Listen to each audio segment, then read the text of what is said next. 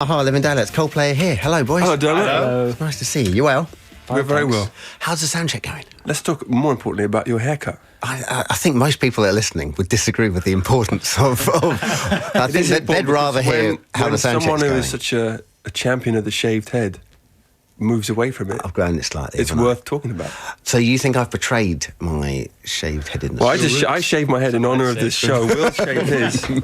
We all came in trying to look like Dermot O'Leary, and we're 2 months behind. How's Johnny's hair looking? I shaved my chest hair for you. Oh, thank you, Johnny. I can see a bit of it. You've done a terrible job. It's in a heart shape. Bravo. I'm just, How are you doing? Here's the thing. You get in a relationship, and when your girlfriend says, I think your hair might look a bit longer, you kind of go, I'll give that a go. Okay. I'll give that a go. And she said that to you? Yeah. And what did you say in return? I said, you grow your hair and I'll grow mine. Okay. And she looks great. And I'm growing mine, I'm not entirely sure. This is the most romantic story I've ever heard. We bonded over follicles. Is it going well across the road? Are you all right, Chris? This isn't placed here by accident. I've heard you're not very well, so we've got I'm afraid that's a total myth. I don't know where you heard that from. I couldn't be more well. Oh, give us everything. We've got strepsils, we've got some... You can have it all back. You've got an entire What's that stuff? branch of boots in front of us. The fire... You don't even want the very firefly considerate. water. I'll try some of that, yeah. There we go. Yeah, What's in that water? Did the rumour reach you that Coldplay were not well? Yeah, it did. Oh dear. I'm sorry about that. But you're all fine and fit. We're all okay. So what time are you on later on? I believe we're on from 7 till 7:10. No wonder the sound check went well. How many songs are you playing in? One and a bit. Okay. And when 10 minutes comes, that's it, you're down in That's it, we're gone. That's it. We're so big now that we don't even play our own concerts. Good for you. Yeah. So what happened? I then play Coldplay tracks for 50 minutes. You then have to talk about your haircut and your relationship for 51 minutes. Glorious. It's going to go brilliantly. It might even win a Sony. Listen, the album's great, but I really enjoy it. But I want to talk about the clothes from the album. How did that come about? It was... how's that? It's very delicious. How did the clothes come about? Because I love the outfits and I like the look. And You're looking at the wrong person. Look at Guy. Well, I believe it's France 1830, am I right? Circa. About that. Sort of nondescript origins, I think. Well, that's annoying, because But I we did my wanted to- research this morning and I was made- about to come up with the Citizen King and all this sort of... Well, the thing is, we made, for this album, we'd built our own studio and we wanted to try and do as much as possible in there. So we did all the artwork, and when it sort of came about that we needed to go out touring and do all that stuff, we wanted to sort of come up with different things to wear. Mm-hmm. So we really got a lot of good people involved that helped us sort of sew buttons on and stuff like that. Well, when they came to you and said, right, it's going to be sort of revolutionary France look... No one said no, we said that. We said, go and make us some clothes that look like we've made them ourselves. That's what. But that's actually bullshit. That's actually not true. Because but just someone. we did the last bit ourselves. Yeah, of course. But do you know what I mean? The whole idea is supposed to be about homemadeness. Yeah. Homemade revolution. Slightly tatty and rough around the edges. Because when I first saw it, I thought it looked like kind of Cold Mountain-esque. Right, okay. Yeah, which was nice. That's nice. So you're saying we look like Jude Law? Yeah. That's nice. And then I thought, no, and then I saw the album cover and it sort of went a bit French, which was nice too. Well, we have really two liked it. stylists, Dave Marks and Tony Spencer, from Marks and Spencer. And they, That took me a while, that didn't it? No, but we did have someone making, but then we sprayed clothes and sewed things on. I mean, I think this has actually already been said. We've already told people this. I haven't heard that. It's old news. I want to hear it from the horse's mouth. I didn't believe anyone else. Guy, can I just say you've got a lovely voice? Oh, thanks. I've never really heard Guy talk before in interviews. Well, He's I've our never secret spoken weapon. before. Yeah. You need to do it more often, Guy, because I tell you First time what, he's ever spoken. what a lovely voice you've got. Well, that's very kind, thank Can you. there be some sort of campaign? Dynamite. We This is like when Ant met Dec. Can we get Guy to do more interviews? We're all trying. We're all trying. Now listen, you recorded some of the album in a nunnery. What's the protocol for recording in a nunnery? I mean, is it kind of classic Sound of Music? Do you knock on the door and go, Nazis are chasing us, can we come in and hide? Or, I mean, is it, can I come and do I think my... I understand that reference, which is a Von Trapp Sound of Music reference, because you're quick. Thank you. There were no nuns at the nunnery at the time. There were, in fact, It was there an were... ex-nunnery. Oh. Very old. Is it an ex-nunnery? Yeah. I thought they were just out doing Doing something nun else. stuff. Is it really an ex-nun? The one in Which one? The old underground kind of big stone cavey thing. How many nunneries did you guys vet? Well, before you decided on them? Guy did a tour of nunneries and actually converted 81 nuns out of nunnery. Guy, there aren't enough nuns anyway in the world, and you've robbed 81 of them. But there weren't any at the time, and it was, it was fairly easy, really. You just kind of walked in. Sounds great. Yeah. Well, you're making it... didn't we do it? We did a monastery one day and a nunnery the next day. Yeah. Was that all in Barcelona? Barcelona, yeah. Okay. Or as they say in Spain. Barcelona. Exactly. What's your fan base like in Spain? Do they know about the O'Leary? I don't think factor? they know about the O'Leary. I had dinner once with a guy called Roger Sanchez, the DJ. Yeah. Yes. I was on the same table as him as dinner once. What dinner was this? And it was in Ibiza. And Roger Sanchez is a obviously sort of Hispanic American guy, and he talks like with a pure American accent until he says a Spanish word. Right. And then me and my girlfriend were there, and it's impossible kind of not to laugh when he says a Spanish word, because it was like, so anyway, then I went over to, and he really like overly enunciates the word. So, and then I went over and DJ in Barcelona. and like over the course of the dinner, me and my girlfriend just couldn't look at each other. We kept sort of looking down, and it was like whenever you could see a Spanish word coming up, and we're just like looking away from each other. Exactly. There's this great sketch on a show called Big Train. Do you remember Big Train? With Simon Pegg and all those guys? About Russell Crowe in The Gladiator getting really angry and slipping back into Australian when he gets angry. Do you remember that? It's like, yeah, my name is Maximus and I've got a real trouble with you, mate. You've got to get out of there. Something like that. You have to watch Big Train. Big Train was what, before Spaced? Big Train was before Simon Pegg became the greatest comedy superstar. He was still very talented. He was at that extremely talented then, yeah. But Empire magazine ran a thing about Spaced last magazine. It was brilliant. Really? Yeah. Check it out. Still got it, kids. Oh, Coldplay on the ropes. They don't know which question's coming next. 80% of the tracks you played together. I don't know anything about music. What? But that sounds kind of fun. What'd you say? I said 80% of the tracks on the album. You went, hey, let's not... Because bear in mind, all I know about making albums is videos from the 1980s, which were like Genesis, all doing like separate tracks, right? Mm-hmm. And then you've got Phil Collins kind of making tea as Rutherford's kind of like playing it and sort of walking in and stuff like that. Isn't that Band-Aid? Maybe. Genesis band, it all goes into the same thing for me.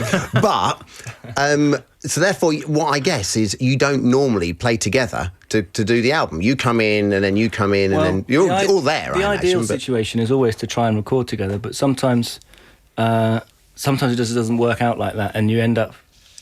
Often our problem was not laziness, but it was just proving very difficult to... We were so focused on getting the perfection of sound rather than vibe, and so you get a lot of spillage, and it's very hard to control things. But I think on this record we decided that doesn't really matter, and some of our favourite records have huge, like in Let It Be, there's a dreadful piano note which is totally wrong. Just things like that add to the atmosphere of a song, and so we thought, rather than splitting it up and trying to get everything, sonically perfect, we would try and just all sit in a room and play it together.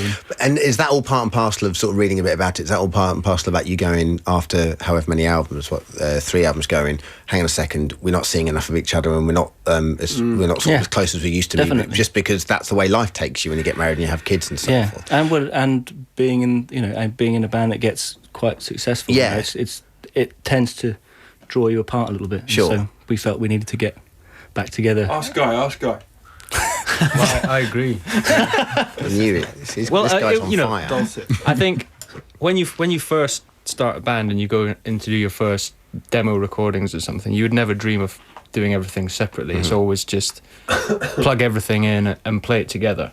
And then the longer you're sort of doing recording sessions, you tend to get further and further away from that recording process. So, you make use of all this sort of digital technology and you kind of lose the plot a little bit. Mm-hmm. So now it was really about sort of realising that and seeing the sort of trajectory we were on in the recording studio and trying to flip it back around to those sort of beginning ideas. I always get the impression, though, and you always seem to have such a good laugh when you play live, although open brackets, no one talks to Guy when you play live, which always slightly annoys me. You two just are like two peas in a pod. We're just like little lovebirds. Yeah, absolutely.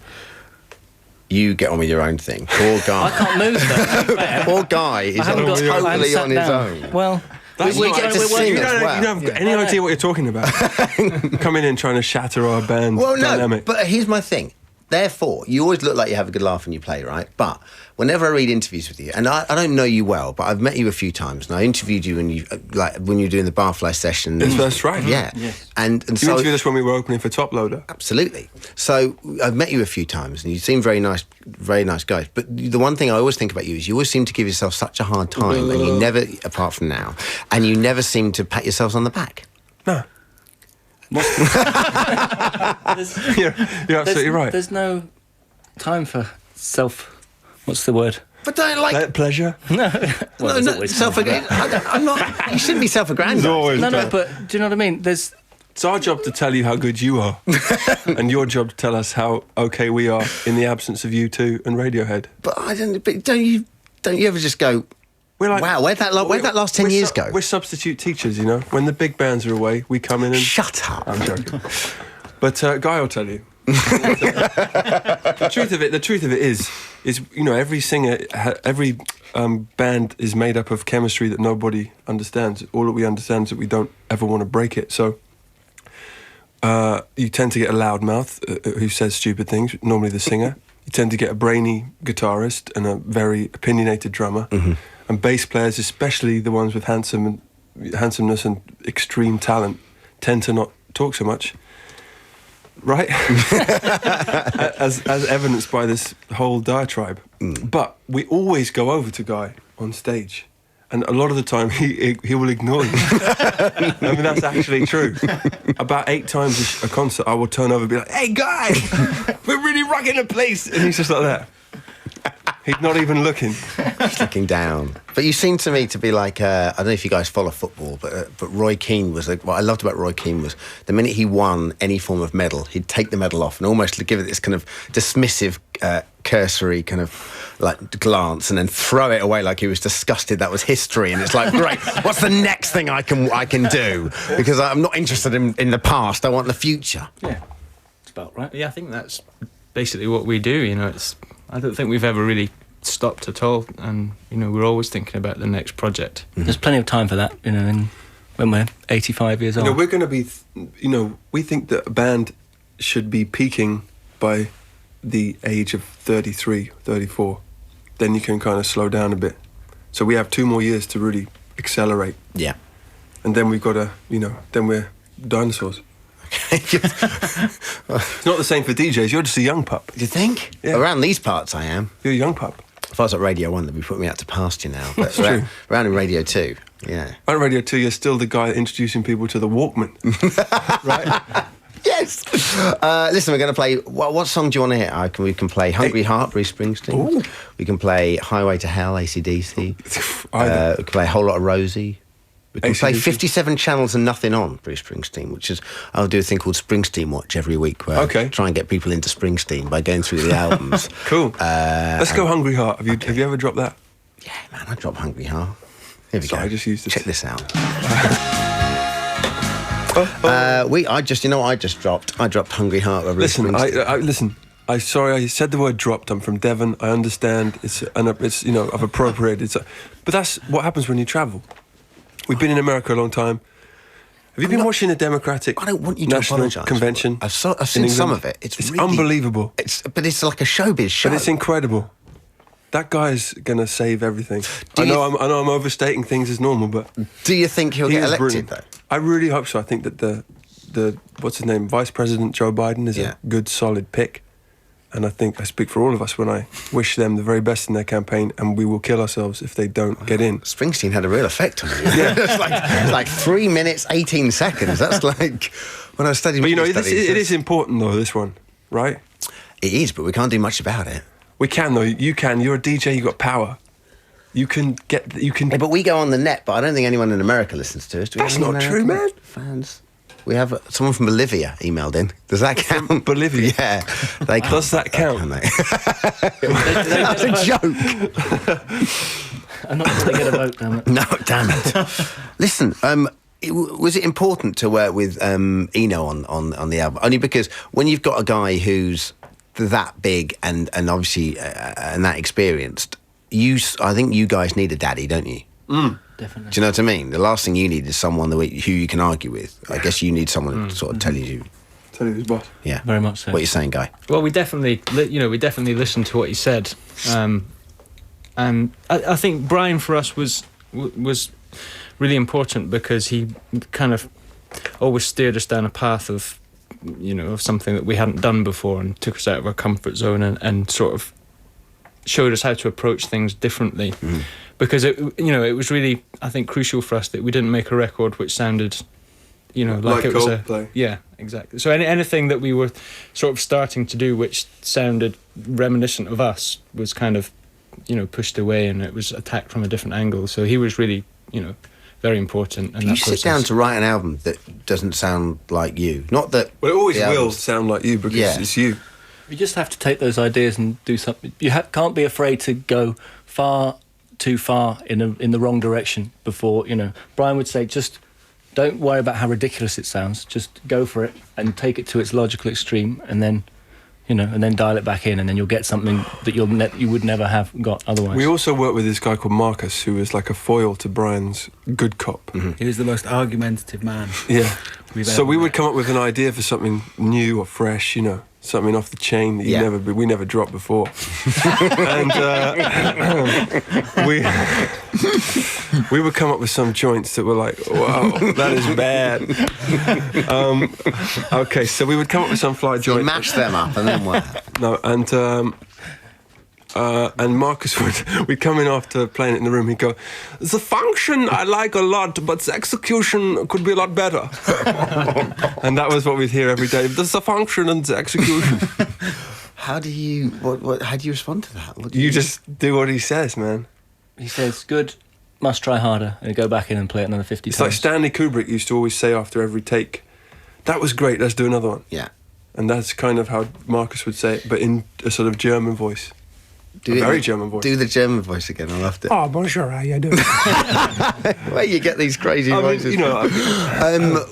And when you finish, when you sort of all go your separate ways and go home, do you all? We don't. Do you all then like go what am I going to listen to and sort of all try and find new inspirations and so forth, and then come back and stick it all into the melody? Show and tell. It's quite hard. It's a mixture of being amazed and being kind of inspired by everything you hear, mixing that with actively hating music when you're recording, but hating listening to things because you can't listen to it for the enjoyment of the song, especially when you're mixing.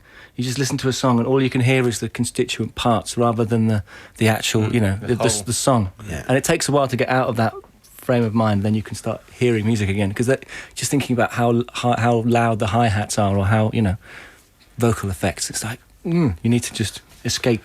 Do you ever listen to your own shows back afterwards? No. Do you ever watch yourself on TV? No. You're good. Very nice of you. But The reason being that I think I'm quite critical of myself, so therefore if I watch myself I just think, oh, I don't like that bit, and you end up getting, because you're never as good as you think you are, but you're never as bad as hopefully never as bad as you think you are either, so you're probably somewhere in the middle. Yeah. So I'm quite happy to play somewhere in the middle, and ignorance is bliss. And are you happy where you're at? I don't know, in progress. You're in progress. You're a work in progress. Yeah. Guy, what you were staring out the window then? You look like you had your eyes fixed on something out there. I was just thinking what a nice day it was, actually. But while you were doing that, Will was getting really intense, and I That's what happened. When he said I hate music, you didn't even flinch. You were just like still. You were. That's what happens on stage. That's what happens on stage. Will does his thing. He goes crazy. You know what Will said to me once? He said, "Your songs are rubbish." When did he say that? He didn't say that. But it's the sort of thing he might say. But when reading about it, you just sort of said it. You got that halcyon period. You reckon your theory is between 28 and 33, where you write all your great songs. What happens after that? That surely is rubbish. You surely say that with a tongue in your cheek. Las Vegas and. Well, to be a good band or whatever people think we are, but we're definitely the best version of us that we could be because we work as hard as we can. We're totally devoted to it, and everything kind of takes second place to the band. Not second place, but this kind of intensity. We really want to keep it up till the end of next year, and I think I don't know what am I trying to say.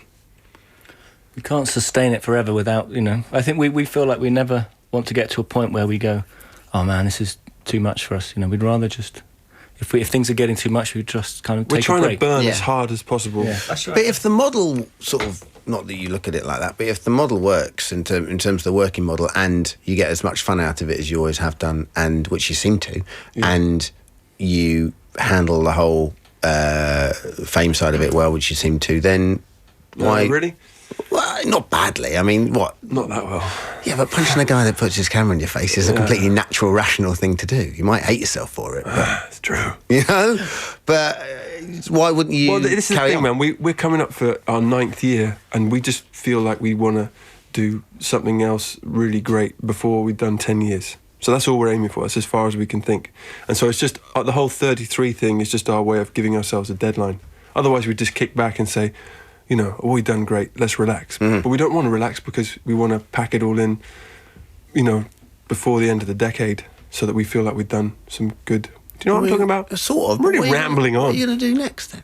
Well, who knows? But we're just trying to get to the end of. We don't know. Do you have? Does anyone have a pet project that I'm isn't- leaving. This is terrible. Does anyone have a pet project that doesn't involve music? Like, do you have We have something pet projects. that you go, oh, I love that, and whether it be, I don't know, a bakery or an art project or Guy does. God, what do you have? You take loads of photos, don't you? Oh yeah, I take loads of photos. Do you ever read Club International? on occasion. But I think I can explain this. What a game! Photo by guy. Guys, can I say I think something good? there needs to be, the reason why we sort of say that is because we do work very hard, I think, and in order to sort of keep working as hard as we are working, we need to mentally know that there's an end point, because if you think you're going to have to keep working this intensely forever, that's a very daunting sort of thing. So just the sort of mental cut-off point, and who knows what we'll do afterwards, but we've got this very sort of Just we have a lot to do in a short space of time, and it's good. We do really well with deadlines, and we don't do very well when people say, "I'll just take your time." Absolutely. So we know that we've got to finish another record before the end of next year. Ooh. Which leads me on to my next question. Thank you. I have my hand up. Which leads me on to my next question, which is, I was going to ask you about running a marathon, because it's so... You've run a marathon? Yeah, I saw you on the top of Primrose Hill when I was running a marathon. Yeah. You were flying a kite with Tim from Ash. Why don't you give away all my secrets? You were watching Care Bears. With It happened like 8 years ago or something, and you went, hello. I said, hi, how are you? I'm running a marathon. But Ask Guy. listen, Yes. and the same discipline, I imagine, pertains to that, because no one works out like they work out when they run a marathon, because you know that come April you've got 26 miles to run, so therefore you've got to put the hours in, rather than I might go to the gym today or I might not. Exactly, yeah. That's It's our a mental, philosophy. it's a mental thing that really sort of helps you get there. How was a marathon for you? Did you enjoy it? Yeah, I did. I mean, I enjoyed the feeling of having achieved it. I mean, the last 3 miles were, Oh, they really quite painful. Yeah. I mean, on about 20 miles, it starts to get painful, but then 23 miles, I think, was where your legs just feel like lead. But also, at the same time, you've done 23 miles, you've only got 3 more to go. So there's no point in slowing down. Also, those last 3 miles are great, because that's where all the people come out. Yeah, and you it's just feel like you're a such hero, a well-organised event. Isn't it? It's extraordinary, because you literally bung all your stuff in a big articulated lorry, and as it drives off, you just think, I'm never going to see any of that again. It's got like a number, it's got your number on it. You just think that's never going to turn up. This is England, for God's sake. How much And then- margarine do you think they sell by sponsoring that? I don't know. I was thinking that. I can't imagine. Who buys margarine? 'cause- After a marathon, who wants to eat margarine after a marathon? That's what I want to know. But also, you're either going to get Flora or you're going to get Olivier. There aren't that many other margarines around that you go for. You'll have to say products on. Probably not. Well, and Stork, yeah, for old school value. With Leslie Grantham. What's the one where if you run your knife across it, it paints a picture? St Ivel Gold. Actually, I used to work for a couple of days in St Ivel when I was a kid. What, as in the dairy? Yeah, when they were doing I Can't Believe It's Not Butter, and we were trying to earn some money in the summer or something, and it was not as idyllic as the picture would make out. the picture on the butter. It was not all churns and countryside. You've got to go in 3 minutes. What? I know. That's what Ben just told me. Oh dear. Well, do you want to play another song? I'd rather talk for 3 minutes. All right, let's talk about you. No, I We've tell you been what I away want to talk from the- about. I want to talk about your specialist sport that because you like hockey, right? Did you watch hockey? What? You love hockey. It's your favourite thing. Did you watch hockey in the Olympics? I mainly watch track and field. And what do you Or, think? as you say in England, athletics. Yeah, no, I'm more of track and field. So I watched the whole thing in America.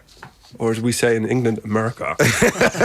And so it was all about America. I don't have any idea how many medals Britain We got. did amazingly. Really? Yeah. See, they never mentioned that Do in you know, America. interesting, I was devoted to the Olympics coverage. And my favourite thing was when the Americans decided to use a different medals table to make sure that they got... That is brilliant. The rest of the world uses how many golds you win. Yes, how which many China sports, won, right? How many sports you are best at, which Yeah. China won.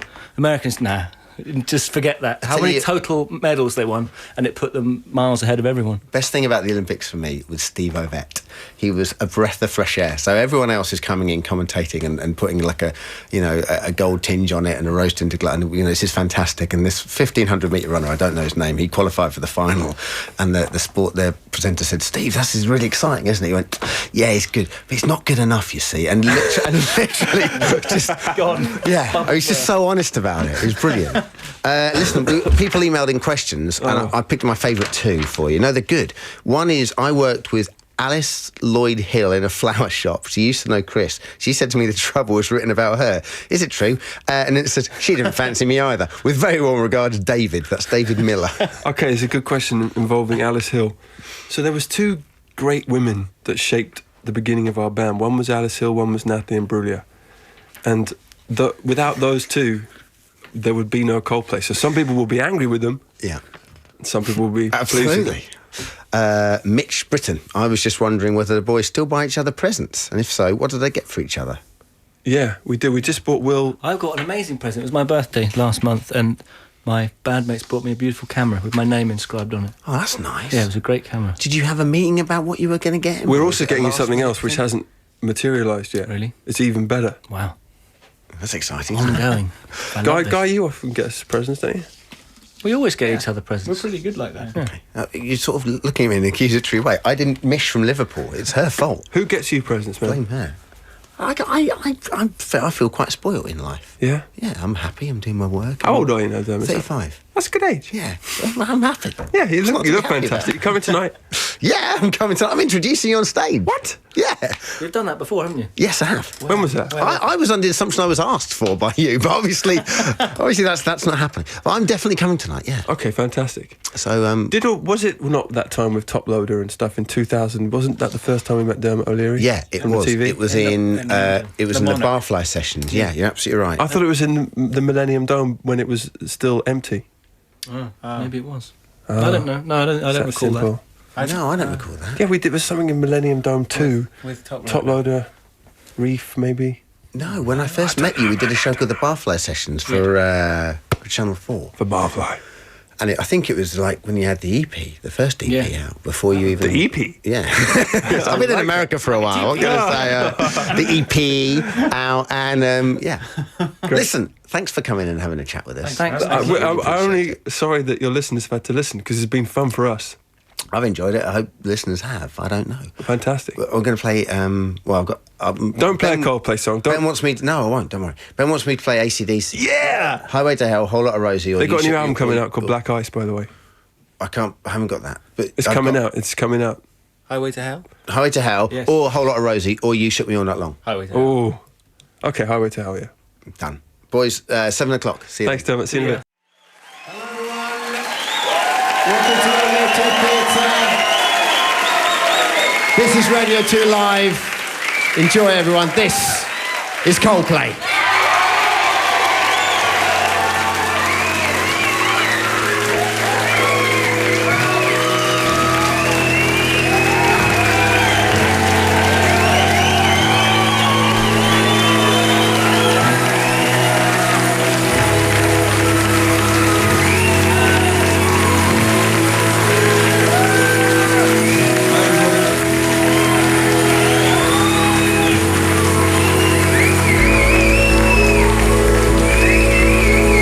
We made it back home at last.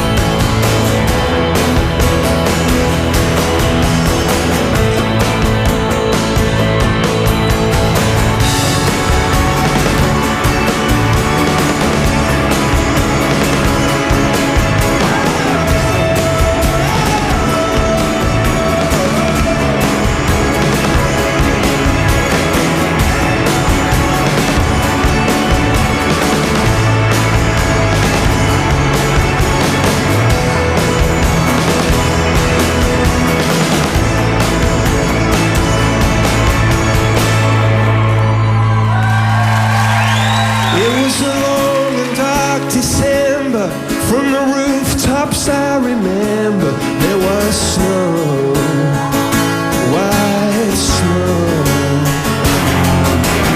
Clearly I remember from the windows they were watching while we froze down below. Future's architecture by a carnival of idiots on a show. Better lie low. If you love me, won't you let me know?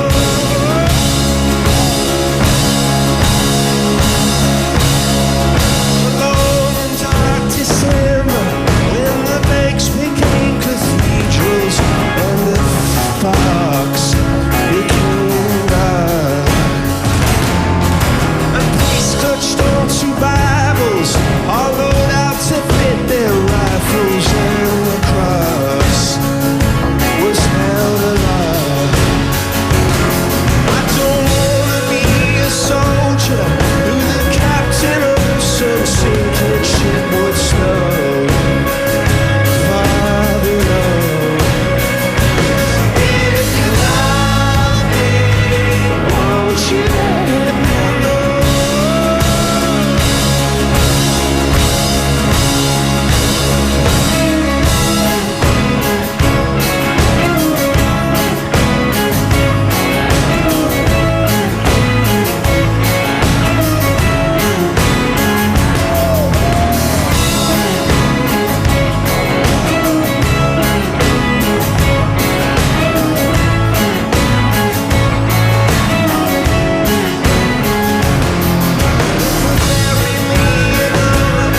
When I'm dead and hit the ground, my nerves are post that unfroze.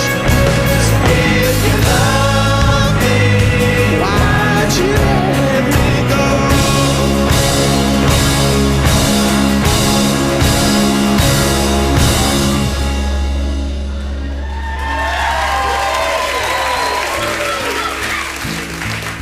I took my love down to Violet Hill, and there we sat in snow. And all that time she was silent still. Said, if you love me, won't you let me know?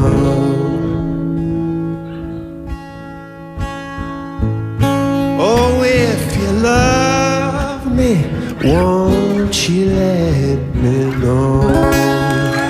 Thanks, everybody.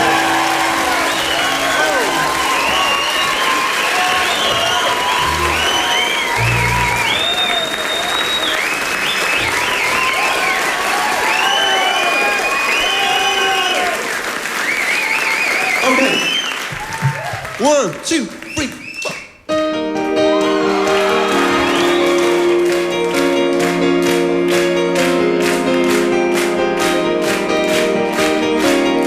Okay, okay.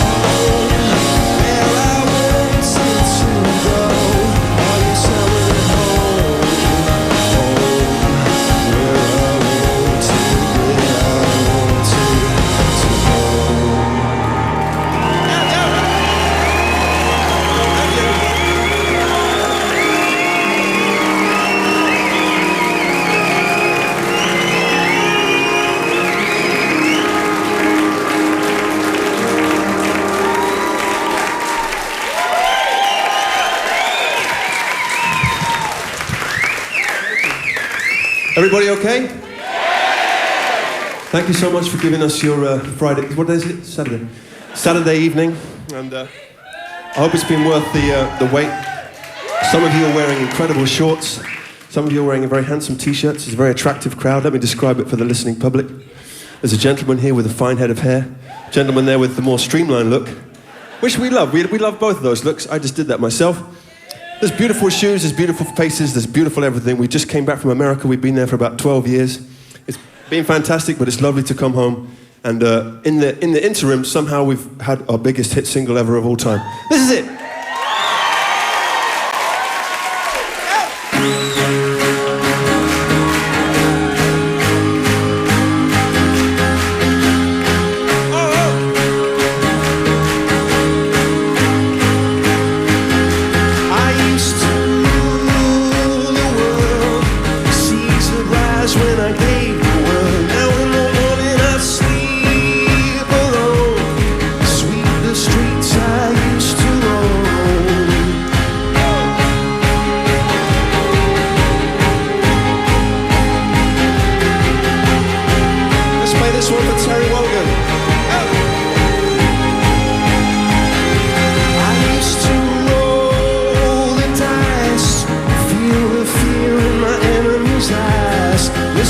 The crowd would sing.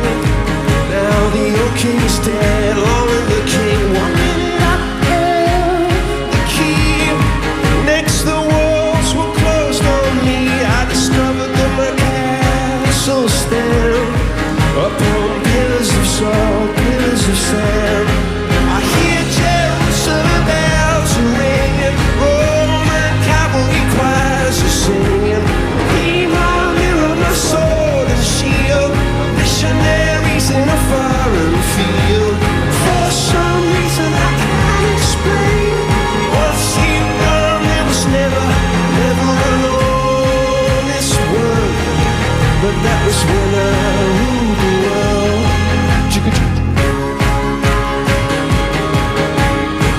Okay.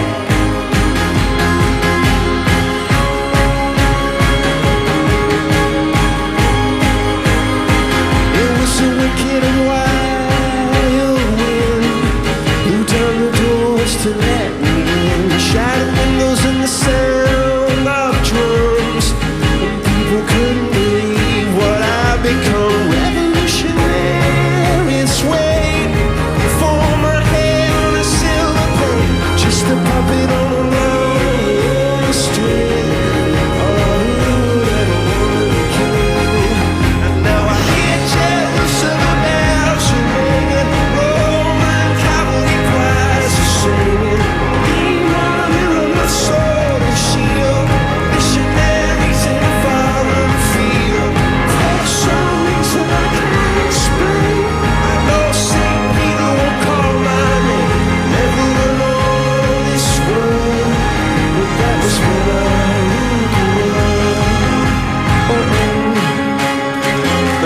Shy on this bit. I don't care what age or sex or anything you are. It's going to be fun if we all sing this together, I believe. Ready, ready, ready!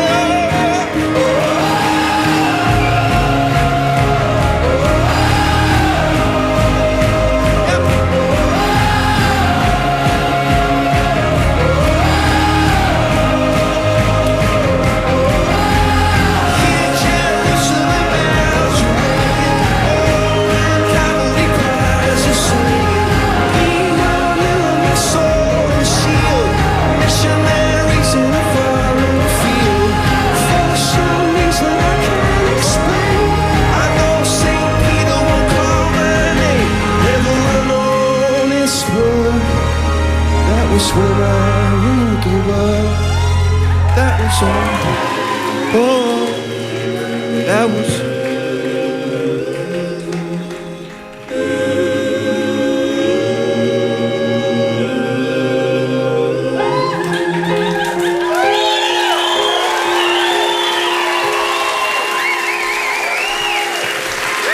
Those who are dead are not dead, they're just living in my head.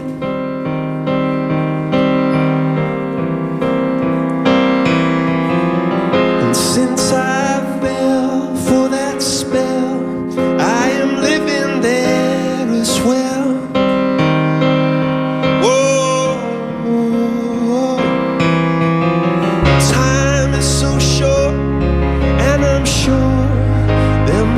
something more.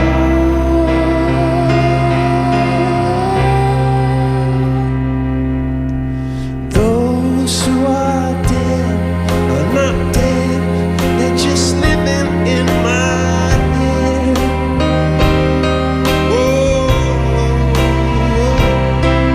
And since I fell for that spell, I am living there as well.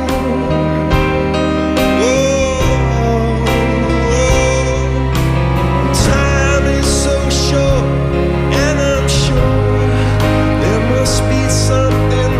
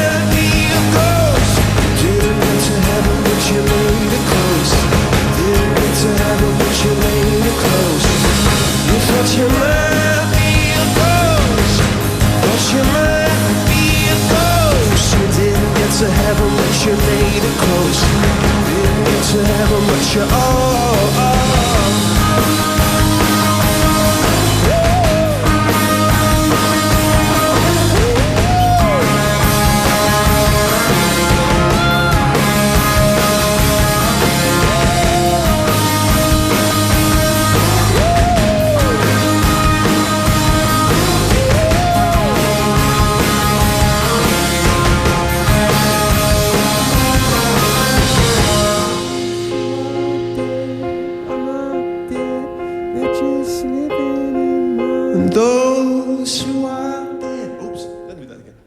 Those who are dead are not dead, they're just living in my head. Ooh.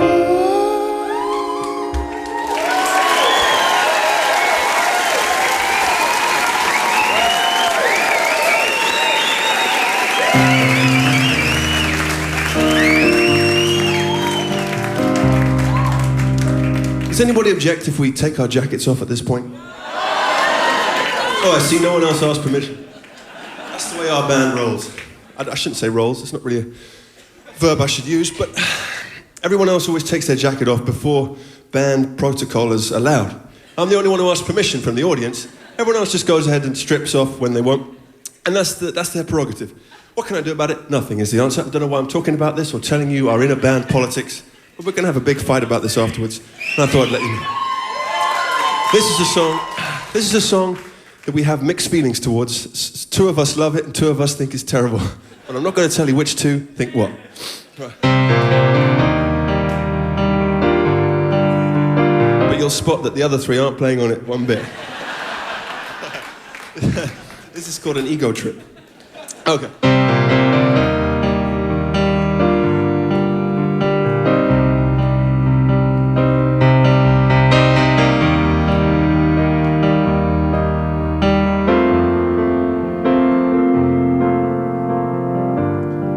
And the hardest part was letting go, not taking part. was the hardest part. And the strangest thing was waiting for that bell to ring. It was the strangest start.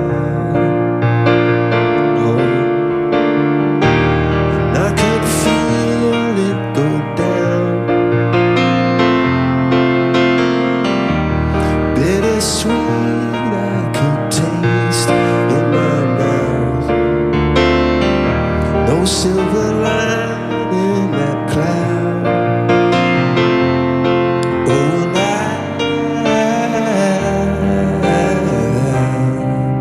and I wonder what it's all about.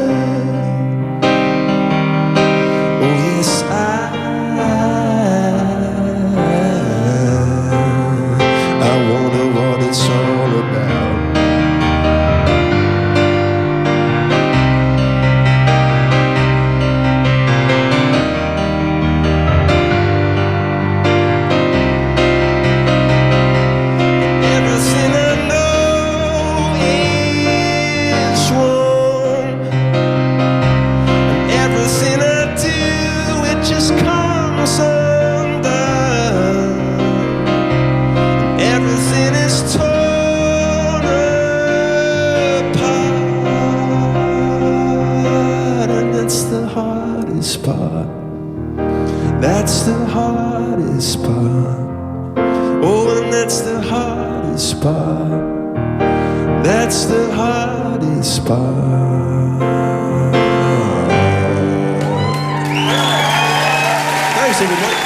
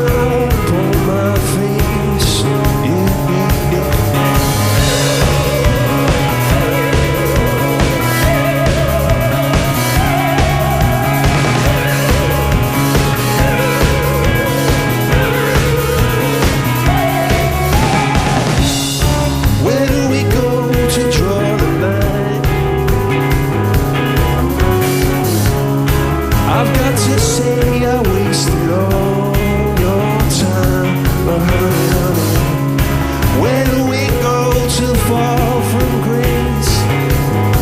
Oh, God put a smile upon my face.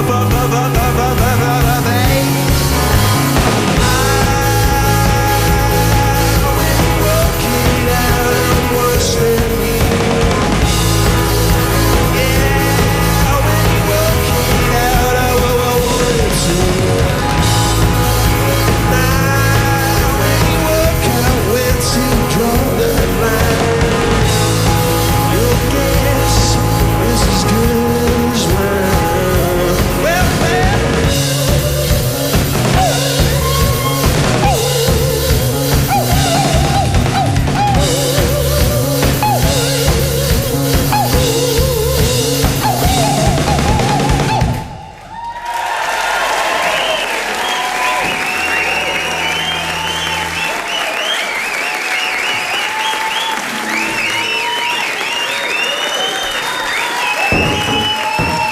Wonderful. Is anybody going to make it after this concert to see REM in Twickenham? Is anyone going to try and do that? Yeah, what's some kind of lager response? What was that reply? It was like, what does that mean in English? It means we're going to try and make it, or we're not going, or we'd like to go. I can't hear what he said. What did he say? I don't think we're going to go. We don't like REM. I'm joking. REM are one of our true heroes, and if we could only get out of here, we'd go and see him as well. But we're not going to make it. Anyway, this is for anyone who loves REM, because this song is not anywhere as good as even half of their B-sides. But it's the thing that brought us onto Radio 2 in the first place. And so we owe it a debt of gratitude, and this is called Yellow. Thank you so much.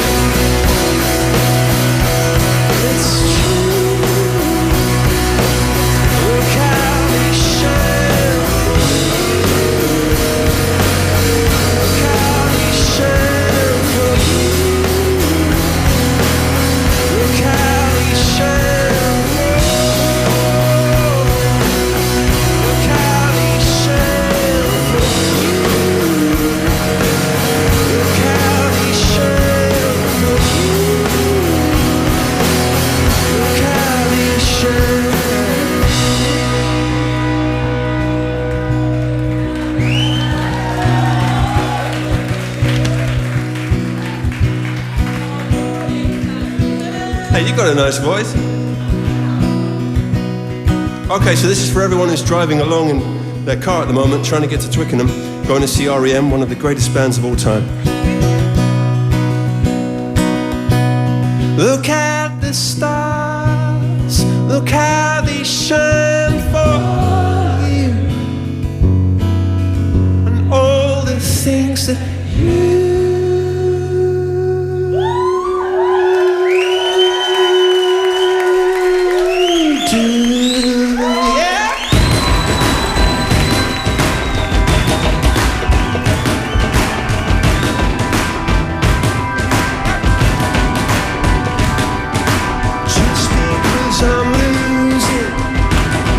doesn't mean I'm lost, doesn't mean I'll stop, doesn't mean I'm across. Just because I'm hurting doesn't mean I'm hurt, doesn't mean I didn't get no better, no worse. I just got lost. Every river that I tried to cross, every door I ever tried was locked. Oh, and I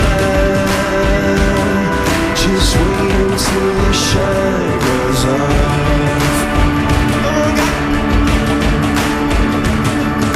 And you might be a big fish in a little pond. Doesn't mean you've won, 'cause along will come a bigger one, and you'll be lost. Every river that you tried to cross, every gun you ever held went off. Oh, and I just wait until the fire is lost.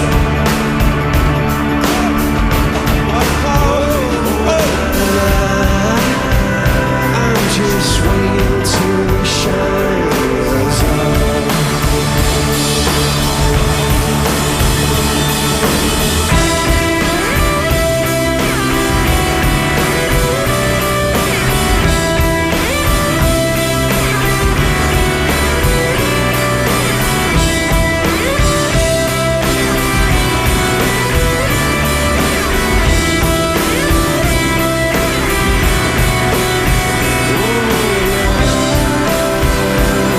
Just wait till the shine goes on.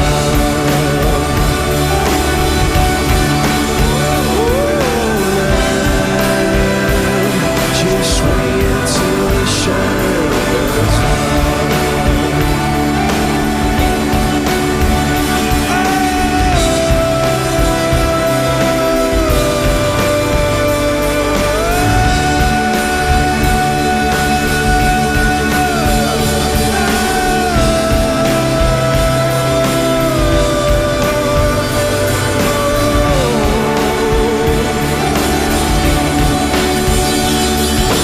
Just because I'm losing doesn't mean I'm lost.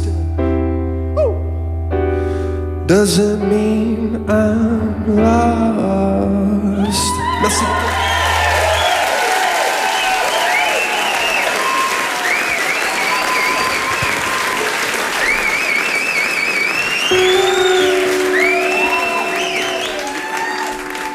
I don't mind. Which one do you want to do? Let's do that. Let's do that. You ready? Can you play Trouble? Johnny? Okay, this is old. Talk more? I don't think that's a good idea. Look at this. I think if it wasn't for our talking, we'd be the biggest band in the world. I think the talking is the thing that lets us down in most places. That's why we're biggest in the non-English speaking world. because we can say anything and no one has any idea what it means.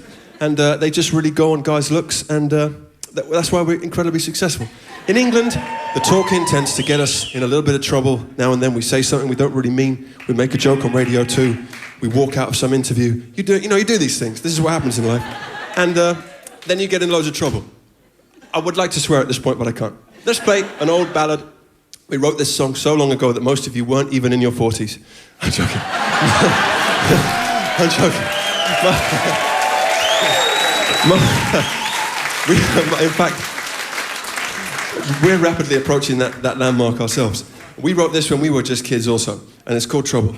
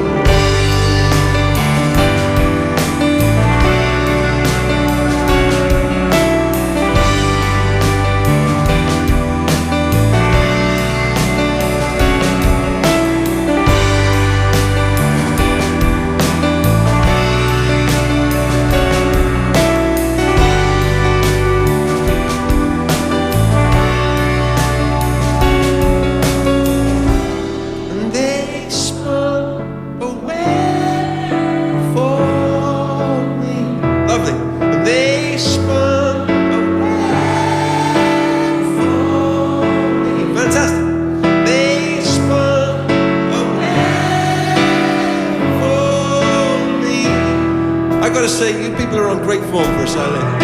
Yep.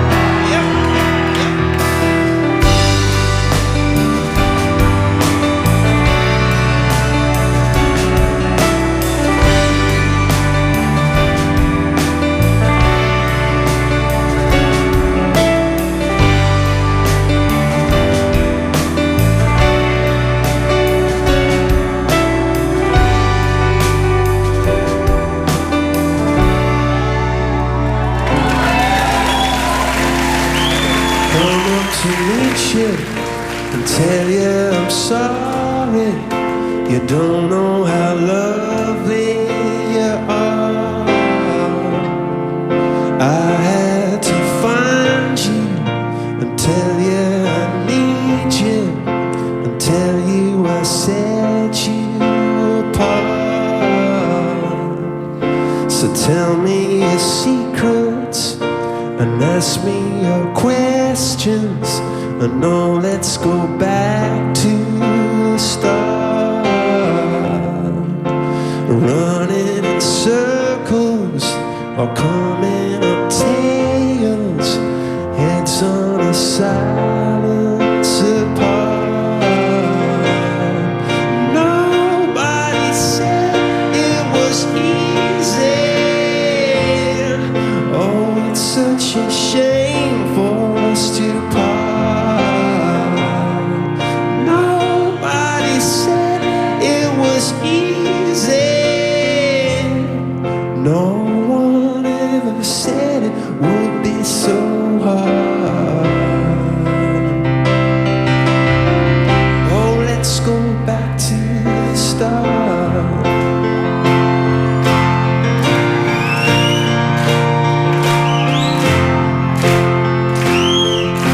Ready? 2, 3, 4. I was just guessing at numbers and figures. I was putting your puzzles apart.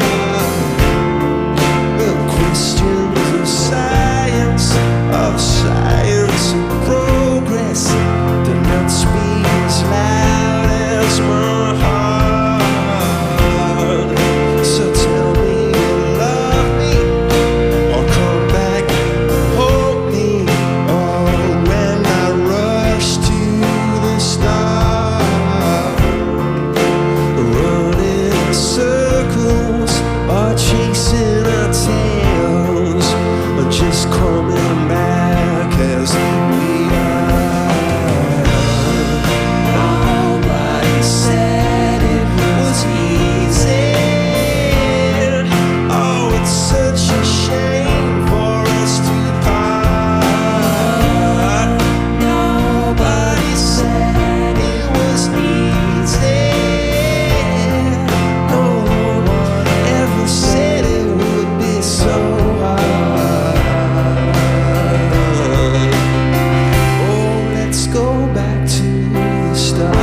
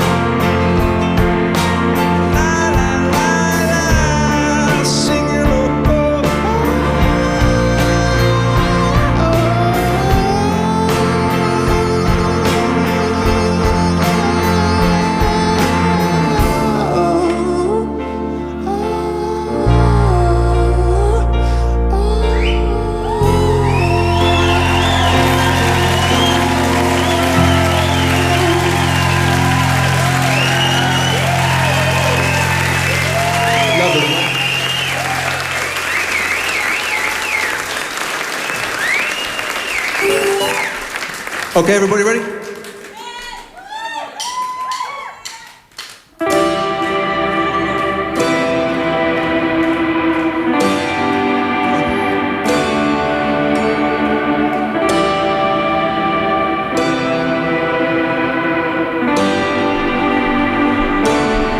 Okay. Let's play this for B. Mars' friend.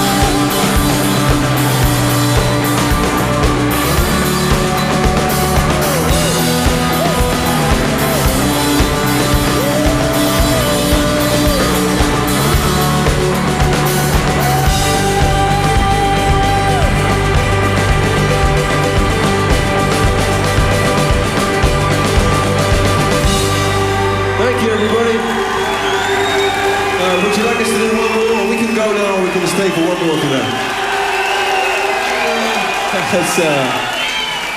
Should we go or should we stay? Should we go or should we stay? There's a song in there somewhere. Okay, let's stay for one song, and then maybe, I don't know, 25 more. But let's... This is what we call in the trade a scripted encore. Regardless of whether you said yes or no, we were going to play this song. You could have said thumbs down, you could have booed, but we were going to play it anyway. That's how the world of soft rock operates. We'd like to thank you very much for coming out on Saturday night and giving us your time. We've had a great time with Dermot and with Steve Lamacq today. People that we owe so much to so many people in this room, it's not even worth starting, because not only to all of you who listen to our music or are forced to listen to it, but also to all the people we work with and all the people that made us into the crazy behemoth that we've become. And so thank you very much, everybody. This is our last song, probably, and then we're going to go and leave you to go about your business. Good evening.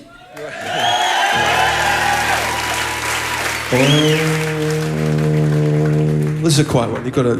This is quiet. Oh, winter, we got carried away over on the rooftops. Let's get married. All summer, we just hurried. So come over, just be patient and don't worry.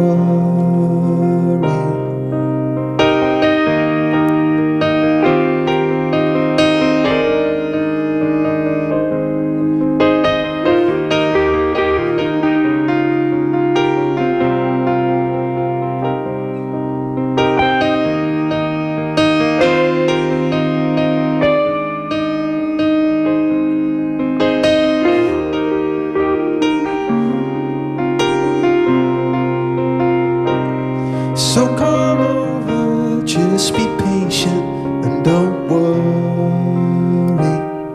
Oh, come over, just be patient and don't worry.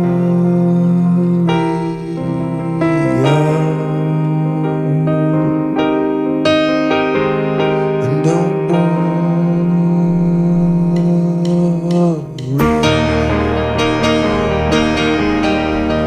Let's play this with Phil. Member, our most important member. Happy birthday, my brother. And Tim.